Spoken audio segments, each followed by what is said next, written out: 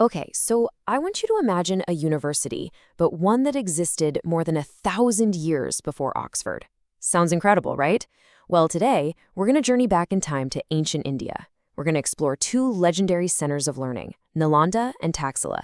These weren't just schools, they were the intellectual powerhouses of the ancient world. So, when you think about the world's first great universities, where does your mind go? Probably somewhere in medieval Europe, right? Well, you might want to think again. The real story actually starts way, way earlier and much further east. We're talking about the Indian subcontinent, where two totally different models of higher education were already thriving. All right, our first stop is a place called Taxila. Now, this was located in what is modern-day Pakistan, way up in the northwestern part of the subcontinent. And get this, Taxila is a major contender for the title of the world's very first university. Seriously. So, just how ancient was Taxila? Well, take a look at this. We're talking origins that go back to before 600 BCE. It was flourishing during the Vedic period. To put that in perspective, that's nearly a full millennium before its rival, Nalanda, was even an idea.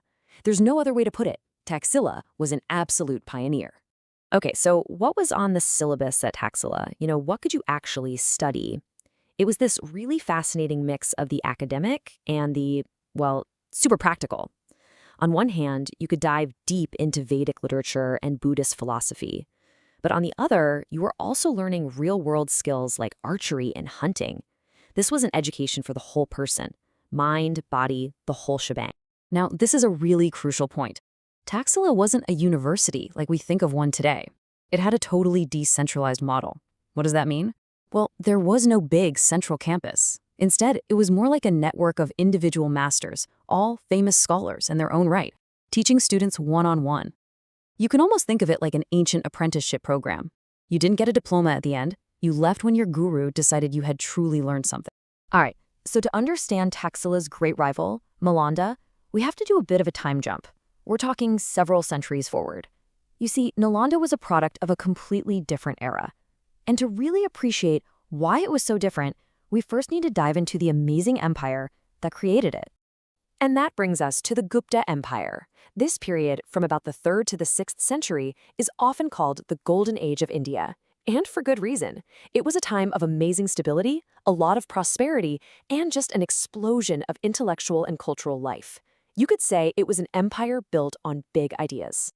And look, Golden Age wasn't just some fancy title. This was an era of absolute giants. You had scholars like the playwright Kalidasa and the mathematician Aryabhatta making these incredible, groundbreaking discoveries.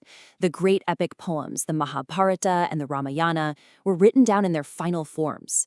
It was in this unbelievably rich, fertile intellectual soil that our second university, Nalanda, took root. So, enter Nalanda. It was founded in the 5th century CE, right in the heart of that golden age, by the Gupta emperor Kumaragupta I. And Nalanda was very much a product of its time. It was organized, it was ambitious, and it was built to last. This was a totally different vision for what a university could be. And what a contrast to Taxila. Forget that decentralized network of masters. Nalanda was one massive, centralized campus. We're talking huge lecture halls, enormous libraries. One of them was famously 9 stories tall. And it had dorms for thousands of students and teachers. It wasn't just a school, it was basically a city designed from the ground up, purely for learning. And the curriculum there, it was incredibly diverse. Now, it was definitely rooted in Buddhist philosophy, but don't make the mistake of thinking it was just a monastery. Not at all. Students studied a huge range of subjects: mathematics, astronomy, medicine, law, you name it. It was a true crossroads for every kind of knowledge you can imagine. Okay, so here we have it. 2 legendary institutions, and each one with a completely different philosophy of education. So let's put them side by side and really break down how these 2 ancient blueprints for learning compare. The differences are just stark.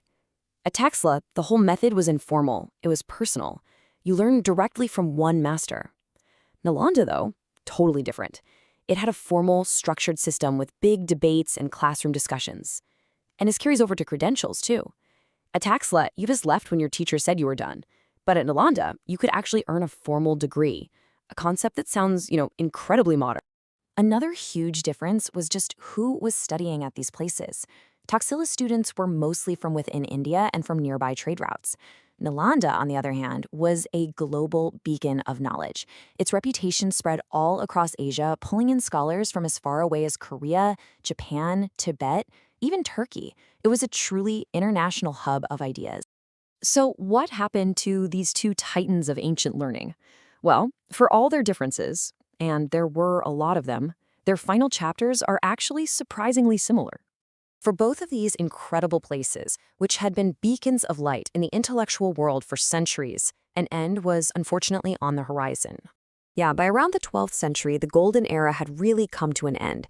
It was a combination of things, really. Foreign invasions and a loss of royal patronage meant that both schools were starved of the money and the security they needed to keep going. A whole incredible age of scholarship in India was coming to a close. But the story doesn't quite end there. Legacies this big don't just disappear. The ideas they championed echoed through history. And for one of them, the story takes a really unexpected modern twist.